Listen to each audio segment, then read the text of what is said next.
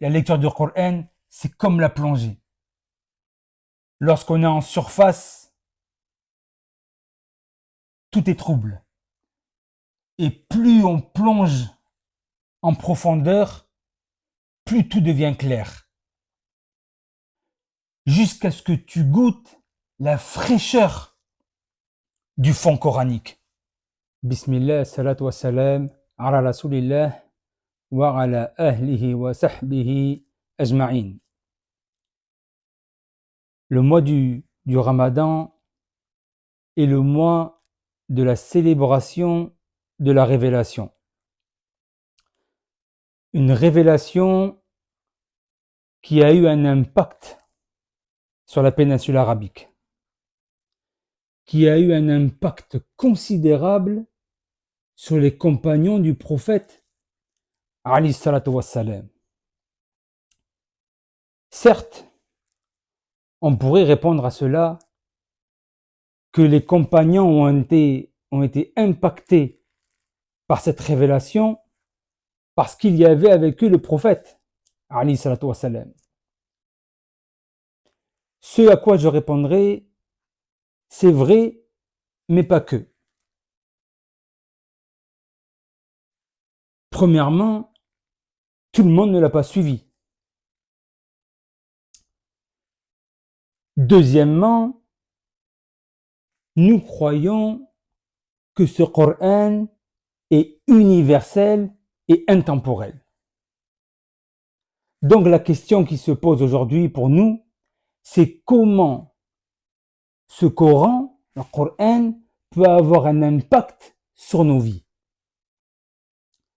Cette question a été posée à un cheikh que j'apprécie particulièrement, Cheikh Farid al-Ansari, rahimahullah, qui avait la particularité de donner des réponses pour bien être compris avec des images, avec des métaphores.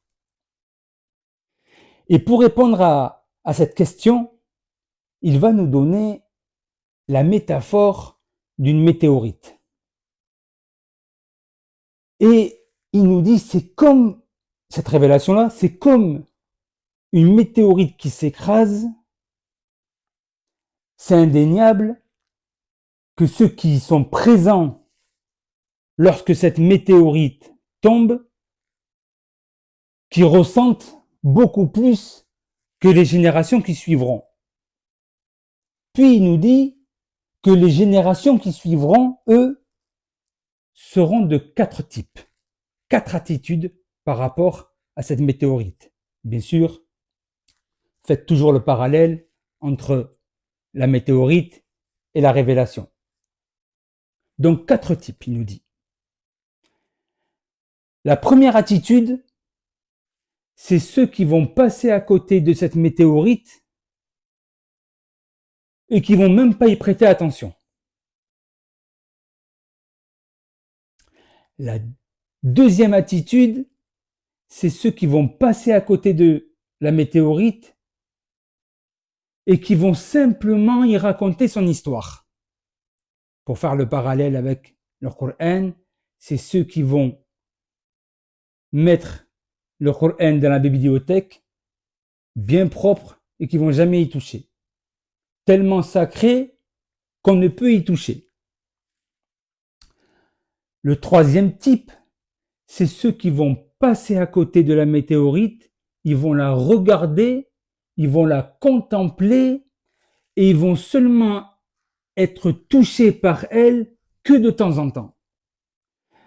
Ça, c'est ceux qui vont lire le Coran, entendre le Coran, réciter le Coran. Certes, ils y sont touchés, mais que de temps en temps. Le quatrième type, c'est ceux qui vont passer à côté de la météorite, ils vont la regarder, la contempler, mais ils vont la toucher, ils vont la frotter, ils vont gratter jusqu'à ressentir l'impact, la chaleur du moment coranique, pour reprendre l'expression de Cheikh Talaq, Là, le cheikh Farid al-Ansari, ce qui veut dire ici, c'est qu'il va falloir que l'on fasse, pour être touché par la révélation, il va falloir qu'on fasse la nuance entre le kitab, le mushaf, et le Coran. Le mushaf, Uthman, yani, c'est-à-dire que c'est lui qui il a préservé, il a standardisé, il a fixé le Coran. Ok? Puis, le Coran, par contre, c'est Kalamullah. Donc, le Mus'haf est préservé par le biais du troisième calife, Uthman, préservé dans son écriture, ce que l'on nomme Rasm, et également préservé par une chaîne de mémorisateurs. Le Coran, ça va être ce que tu vas extraire du livre. Très bien. Et donc là, pour arriver à ça, il va nous falloir 2 clés pour réussir à se balader dans le palais coranique. La première clé qu'il va nous falloir, c'est d'être convaincu au plus profond de nous que ce Coran vient d'Allah, vient de notre Créateur. La deuxième clé, c'est qu'il va falloir que l'on fasse la nuance, la différence entre la lettre et l'esprit de la lettre, le texte et l'esprit du texte. Il n'y a que comme ça que le Coran aura un réel impact sur nous. Ça va être la rencontre de 2 lumières. La lumière que l'on a en nous, ce dont j'avais parlé la 6 dernière, le fitra, une lumière que l'on a en nous, cette prédisposition, et la lumière qu'on va extraire du livre, cette révélation, qui va rencontrer la lumière que l'on a en nous. Lumière sur lumière. Nourun ala nour. Et c'est avec ces 2 clés qu'on va pouvoir se balader, se promener dans chaque recoin du palais coranique. On va essayer un peu de le faire sur une sourate que le prophète alayhi salatu wassalam appréciait particulièrement. C'est sourate Ar-Rahman. Elle commence ainsi. Ar-Rahman, 'allama al-Qur'an, khalaqa al-insan, 'allamahu al-bayan. Ar-Rahman, ça signifie, il a c'est-à-dire que c'est une connotation d'affection, mais pas seulement,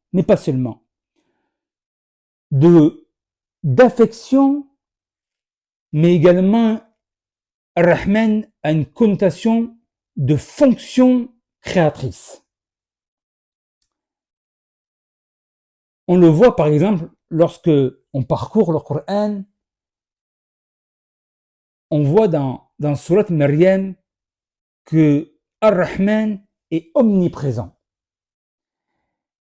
Et en faisant encore plus attention, certes il est omniprésent, et dans cette sourate, nous voyons une succession de naissances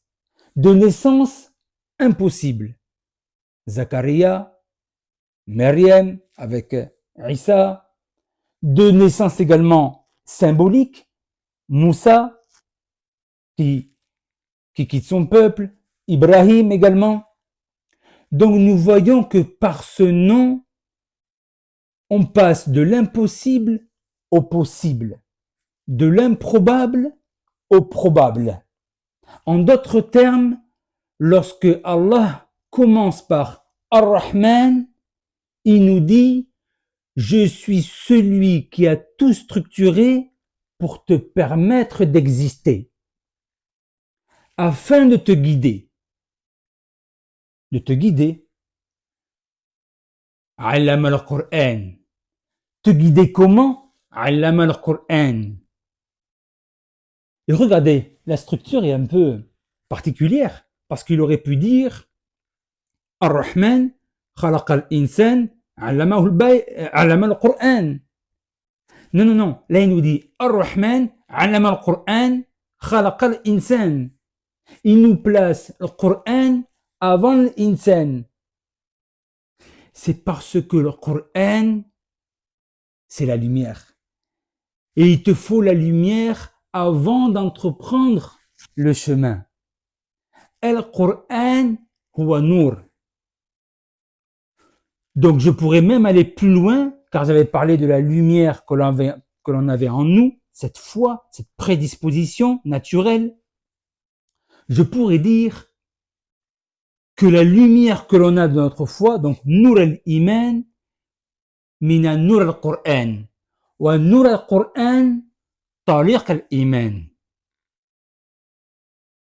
Et là, on comprend mieux la parole d'Allah lorsqu'il dit wa'tasimu bihablillahi jami'an wa la tafarraqu. Nous voyons ici la notion de verticalité bihablillah et d'horizontalité wa la tafarraqu. Ne vous divisez pas. Wa kama qala an-nabi alayhi salatu wa salam abshiru abshiru inna hadha al-Qur'an tarafuhu biyadillah wa tarafuhu biaydikum. Le prophète alayhi salatu wa salam nous dit que de se réjouir. Il nous dit réjouissez-vous. Ce Coran est symbolisé par une corde dont l'une des extrémités est dans la main d'Allah et l'autre extrémité est dans vos mains. Puis la sourate continue et là il va changer de registre. Il va nous parler de Shams, wal Qamar, wal Najm, wal Shajar. Là, nous passons de Kitab Mastour, Coran, la révélation, à Kitab Manchour, le livre déployé. C'est-à-dire que ici, Allah nous dit, quand vous allez regarder le soleil, les étoiles, etc., la différence qu'il y a entre un croyant et un non-croyant, c'est que le non-croyant, lorsqu'il va regarder le soleil, la lune, les étoiles, il va dire c'est beau. Mais c'est tout. C'est juste beau. Le croyant va dire c'est beau, mais il va voir derrière la création son créateur. En d'autres termes, il faut que tu voies le créateur derrière la création, car la création est un signe parmi les signes, mais le signe ne devient signe que si et seulement si tu regardes avec le cœur, avec la lumière du cœur, et non avec la rigueur de la raison. Cela me fait penser d'ailleurs à la formule, la célèbre formule de Blaise Pascal qui dit le cœur a ses raisons que la raison ne connaît pas, que l'on pourrait reprendre à notre guise en disant le cœur a ses raisons que la raison reconnaîtra. Et donc, pour aller encore même plus loin, pour bien comprendre ça, parce que je vous enjoins véritablement de lire quotidiennement ce livre avec les 2 clés que je vous ai données. Je vous donnerai également une autre image. C'est, je la donne souvent à mes élèves, c'est que lorsque vous avez la lecture du Coran, c'est comme la plongée. Lorsqu'on est en surface, tout est trouble. Et plus on plonge en profondeur, plus tout devient clair. Jusqu'à ce que tu goûtes la fraîcheur du fond coranique. C'est ça qu'il faut que, c'est notre objectif dans notre vie, d'être impacté par ce Coran. Car son but, certes, est de nous guider, mais c'est d'effectuer en nous un changement intérieur. Et donc, à nous de lire quotidiennement ce livre. Et j'ai fini l'introduction sur ce sujet-là. Et bien sûr, nous allons continuer avec les échanges à ce propos. Subhanallah wa bihamdik. Ashhadu an la ilaha illa ant. Astaghfiruka atubu ilayk.